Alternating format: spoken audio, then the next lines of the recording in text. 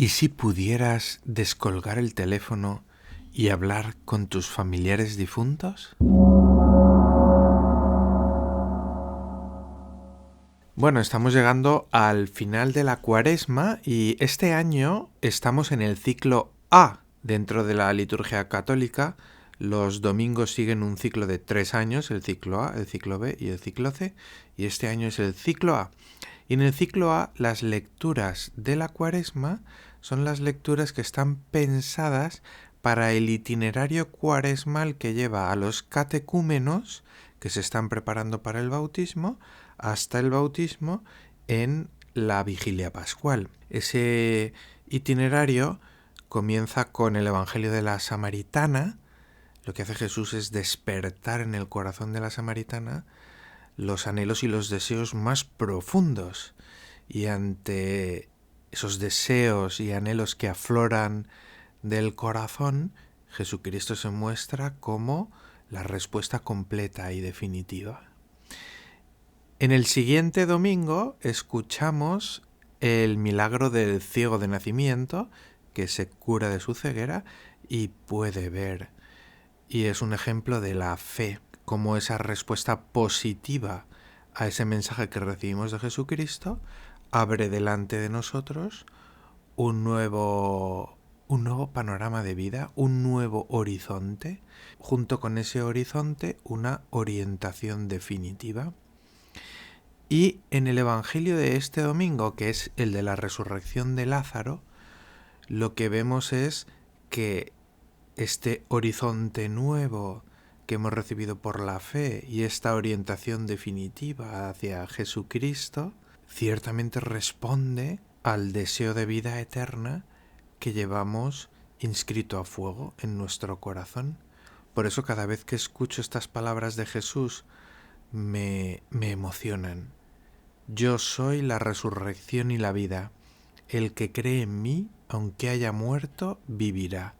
Y el que está vivo y cree en mí, no morirá para siempre. ¿Crees esto? Estas palabras le dirige Jesús a Marta, pero también nos las dirige a nosotros. Y tienen que ver con el deseo de vida eterna que llevamos inscrito a fuego en nuestro corazón. Y para entender esto más a fondo, quisiera compartir con vosotros un documental que he visto en la televisión hace poco. Un documental en japonés.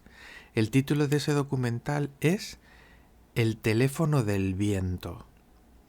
¿Qué es el teléfono del viento? Pues en el año 2010, un hombre que se llama Itaru Sasaki, en el jardín de su casa, en un pueblo que se llama Otsuchi, construyó una cabina telefónica. ¿Por qué construyó esa cabina telefónica? Pues su primo había muerto de cáncer y Itaru Sasaki tenía esa sensación de que se habían quedado cosas por decirle a su primo y quería decírselas. Y por eso construyó esta cabina telefónica y le llamó el teléfono del viento. Él pensaba que sus palabras dentro de esa cabina con ese teléfono, llevadas por el viento, podrían llegar al lugar en el que estaba su primo y de esa manera estaría conectado con él. Pero algo sucedió un año después de que hiciera esta cabina telefónica, y es que en el 2011 hubo un gran tsunami en Japón y murieron más de 19.000 personas. Y el tsunami principalmente afectó a el lugar en el que este señor había construido su cabina. Así que decidió abrir la cabina telefónica para todo el que quisiera ir. Y desde entonces más de 30.000 personas han acudido a este lugar para poder hablar con sus familiares difuntos. Dentro de la cabina, cuando los japoneses descuelgan el teléfono y hablan con sus familiares difuntos, se puede escuchar en esas palabras lo que hay en el corazón de esa gente. Su corazón se abre de una manera muy especial. Un señor que perdió a todos sus tíos y a todos sus primos decía: No hay un solo día que no me acuerde de ellos. La herida sigue abierta. Un hijo que perdió a su padre le decía: perdóname, padre, perdóname, porque no te pude ayudar. Un hombre perdió a su hija y le decía: ¿por qué tuviste que morir tú y no yo? Un joven había perdido a toda su familia y decía: ¿por qué fui yo el único que tuve que sobrevivir? Una hija que había perdido a su padre le decía a su padre: papá, he encontrado a un novio. Y estaba allí en la cabina con el novio. Muchos decían: ¿estás bien? ¿Estarás bien? Vuelve, por favor. ¿Dónde estás? Y después había personas que descolgaban el teléfono y no podían decir nada. Otras simplemente lloraban. El teléfono del viento sirve para expresar el luto, para expresar el dolor que uno lleva dentro y ponerle palabras. Y ciertamente esto es una cosa que ayuda mucho y que es muy importante. Pero cuando yo veía este documental, mi corazón latía con fuerza y recordaba estas palabras de Jesús, por ejemplo, la frase que le decía a la samaritana: si conocieras el don de Dios. Y recordaba también la frase que escuchamos en este domingo en el Evangelio: yo soy la resurrección y la vida, el que cree en mí, aunque haya muerto, vivirá, y el que está vivo y cree en mí, no morirá para siempre. En Japón, las religiones mayoritarias son el budismo y el sintoísmo.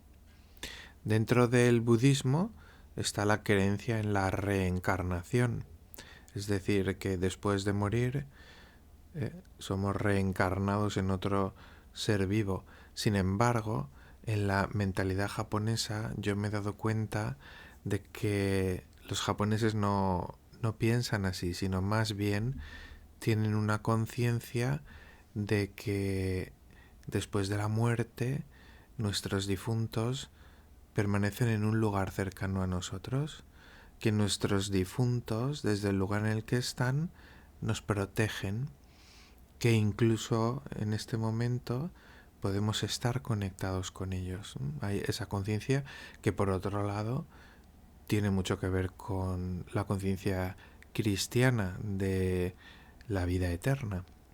Sin embargo, en muchas ocasiones tengo la impresión de que los funerales budistas son demasiado formales y demasiado rituales, de manera que no permiten a las personas que necesitan hacer un duelo y expresar lo que llevan dentro, no les permite sacar eso fuera. Y queda pendiente. En el shintoísmo, la manera de entender la muerte es como algo impuro. Y eso hace, por ejemplo, que en los templos sintoístas no haya cementerios y tampoco se celebren funerales. Así que el teléfono del viento ha tocado el corazón de los japoneses porque ofrece algo que es necesario para el corazón humano, un lugar donde poder expresarse libremente y decir lo que uno lleva en el corazón, un lugar en el que uno puede llorar, que es muy necesario, un lugar donde uno puede decir aquello que quedó pendiente y que uno habría querido transmitir y decir. Pero el teléfono del viento no responde. La gente pregunta, la gente dice, la gente llora, pero al otro lado del teléfono no se escucha una respuesta.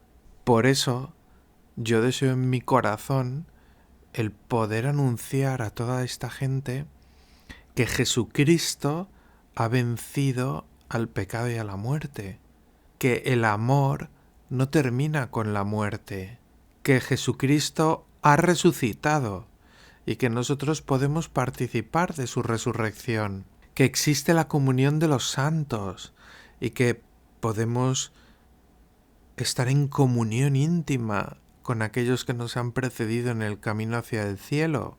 Por otro lado, veo que vivir el duelo en Japón no es algo sencillo. Por un lado, en la cultura está el mandamiento de no molestar al prójimo, y por otro lado hay también una costumbre de no expresar las emociones que uno lleva dentro.